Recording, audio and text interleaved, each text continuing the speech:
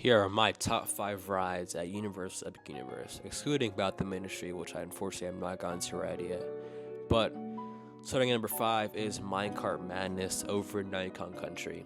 The selling point of this ride being the fact that you're jumping on and off the track is really well executed, along with it just being an overall fun, action-packed coaster that's definitely good for the family.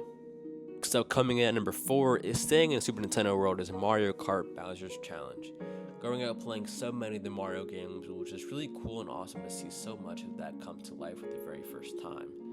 On this ride, you definitely feel like you've been put right into the Mario Kart world, from the props, from the actual ride experience, to just everything. You feel right like you're in the games.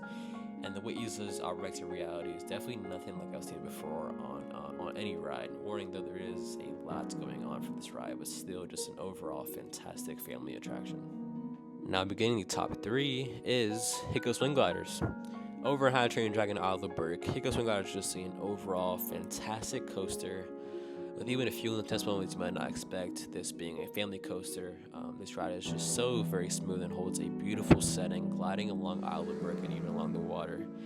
And the animatronics, from the launches to the water effects, it just brings everything all together in a graceful coaster. Now coming in at spot number 2 is Monsters Unchained, the Frankenstein Experiment. This ride being hyped up so much in videos that I watched definitely made my expectations very, very high for this ride. And just as soon as I stepped in line, I could definitely see why this ride was so popular. You just feel so immersed into the world of the Universal monsters, and just even during the queue, it's just so much stuff going on, and just so many cool ride elements and queue elements that you just feel right in the world, right like you're in the actual Frankenstein manor. But even again during on ride, there's just so many intense moments. Not to mention this, the overall technology on this ride is just so crazy, so well put together. The animatronics, the screens, all the effects is just so cool and amazing.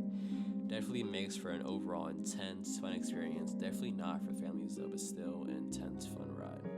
Now finally, coming in at number 1 is my personal favorite as a coaster person, and that of course is Stardust Racers.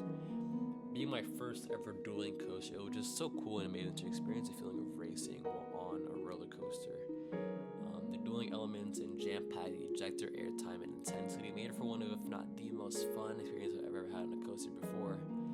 Definitely one of my top 3 in Florida.